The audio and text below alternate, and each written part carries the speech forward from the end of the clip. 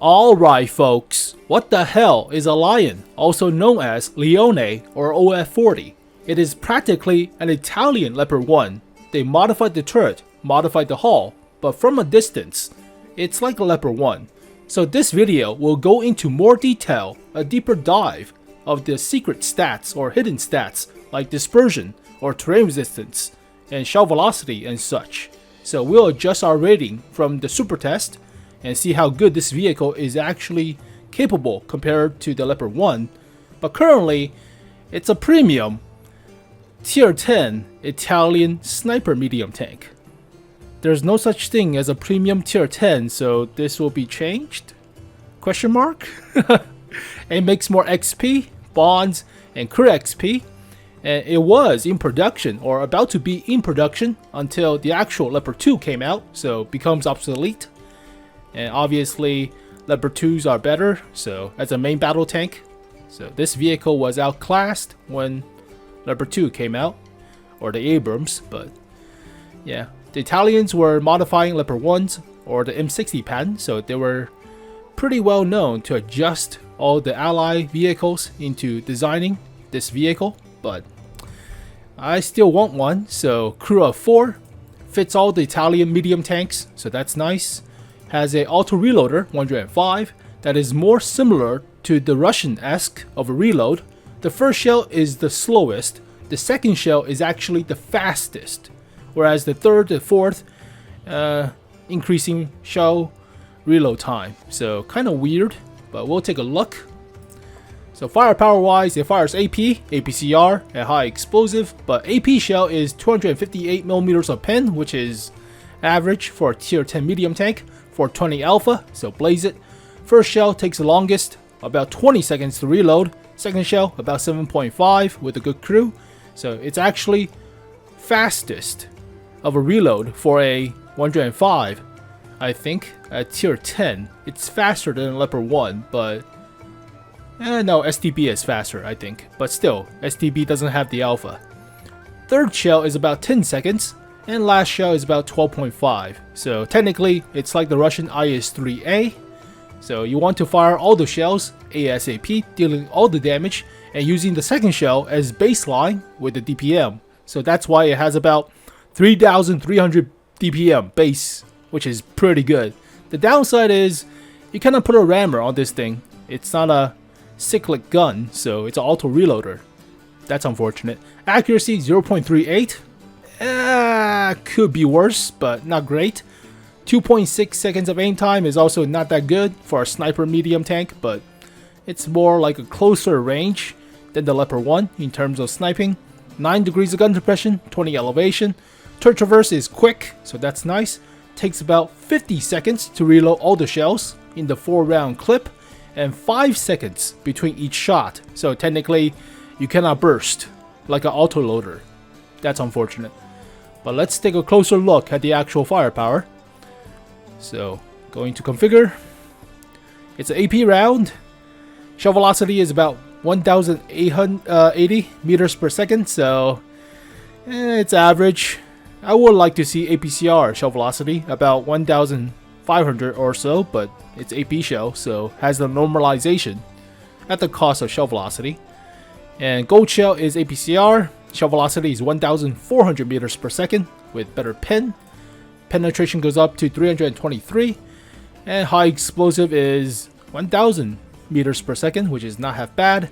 And 105 millimeters of pen, so technically not also bad for non-squash head shell velocity, but deals pretty hefty damage when you're using high explosive. But most of the time, you won't be loading high explosive in a auto reloader gun unless you want to go through the 20-second reload for the first shell. So technically you won't be carrying any high explosive round, or like carry only 2 for emergencies, but most of the time you won't be carrying any. So let's go to tanks.gg. It carries 44 rounds, which is not half bad if you want to carry some spare high explosive, but that is less than the Leopard 1 because of the system, the auto reloader.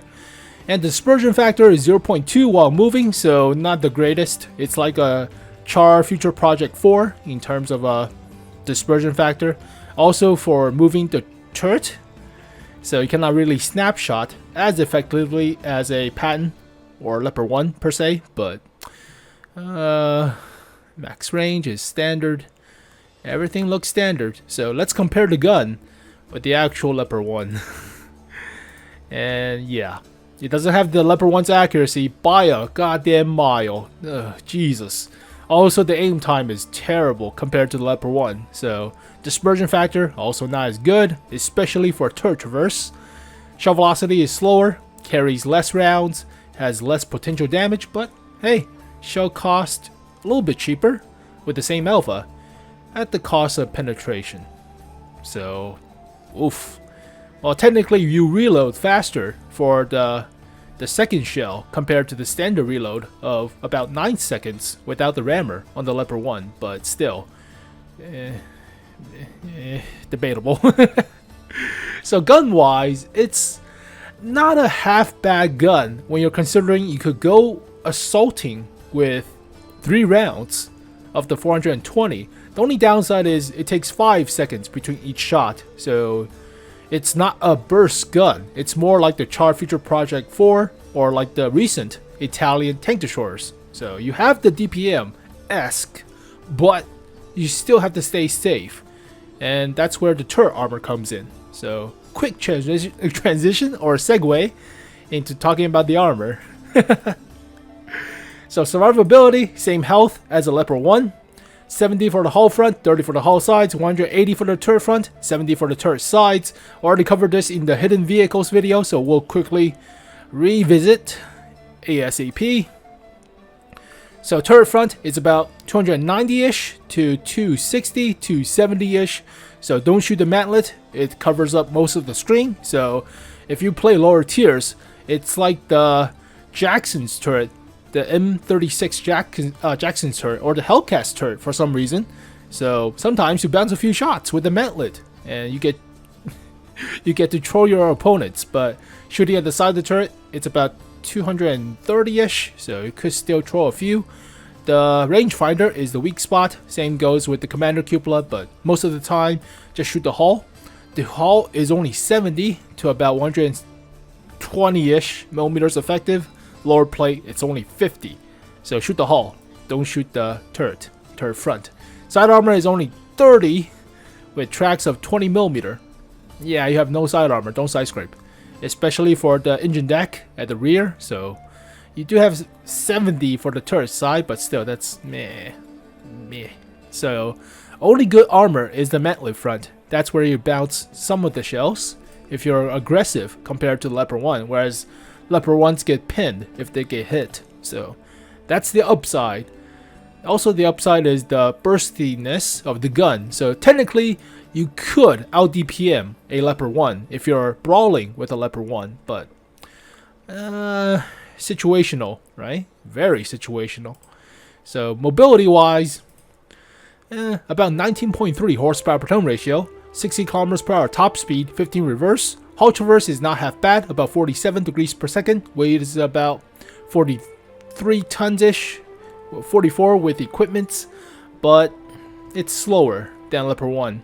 Slower top speed, slower reverse speed, and engine power as well. So engine power is the same, it just weighs more? Huh. It weighs more by 3 tons. So therefore, horsepower per ton ratio is not as good, affecting effective traverse and effective top speed. Has less ammo rack health. Huh, interesting. So it's more brittle in terms of getting ammo racked, and therefore safe stowage is kind of a must. Has a faster turret traverse, so that's good. Hull traverse is slower. Yeah, has the better turret armor, of course. Same health. Oh, 50 less health. Never mind. Same camo? Better camo than the Leopard 1. Interesting. Alright. Well, oh, also 10 less meters of view range. Don't forget about that. Also having the keyhole shape of a gun depression, so no gun depression at the back for the engine deck. The same as the Leopard 1, so make use of your front of your hull. But better camo than Leopard 1, even though about the same size. Oh, not that much. and less view range. So we already saw all the dispersion factors. We already saw all the terrain resistance, shell velocity, and such. Originally, I gave this vehicle a 6.5 rating from the Supertest without looking at the actual armor and the dispersion factors. Now, after taking a look, I still feel like it's about 6.5. I mean, I wasn't expecting the armor to be that good compared to the Leopard 1, so it still has a decent mantlet front, but already covered the equipment and shell velocity and this field modifications to help out with the shell velocity. Why the hell do I talk about shell velocity? Alright, let's talk about equipments. So obviously you will want a turbocharger for the first slot. Still situated on shell velocity for some reason. I will want vents as a second choice if you prefer to be a more accurate vehicle or better aim time in terms of this slot, but that's debatable. So you could choose between vents or turbocharger. For the second slot, I'll go with optics because optics is pretty nice for a sniper tank. And since you cannot put a rammer, there's no rammer for this vehicle, likely vents. So you could go with field modifications. Choosing this thing helps out with the traverse speed even though you don't need it. So you could choose better durability for a damaged ammo rack or gun, but that is very situational, so you should not be getting directly engagements with assaulting medium tanks or brawling medium tanks, so this is not as useful as something of a object for 30U or something, so I would choose this one. And better dispersion, so help out with the actual mobility, well, trying to hit targets, but at the cost of accuracy. Yeah, a little bit cost of the accuracy. Better reverse speed or better camo. That is a hard one. It has worse reverse speed compared to the Leopard 1, so technically you cannot back away once you fire the gun. Well, I would suggest better reverse speed, since it already has decent enough camo and you could protect yourself from shells with the mantlet. I would still think getting out of situation is better than being a little bit more stealthier, so I would think better reverse speed. I wonder if it's the same when I do the actual super test or compare to the super test video. Loading mechanism, better reload time at the cost of accuracy. Ooh, 0.4 accuracy is not the best. Or it's only 100 more DPM at the cost of 0.02 accuracy. That is a big deal. Or 0.36 accuracy, but yeah, at the cost of 100 DPM. So I will probably choose better accuracy. Yeah, the costing DPM is negligible, right? 100 is not that much per minute. Not really. I mean, it's not like a cut of 300 or 500.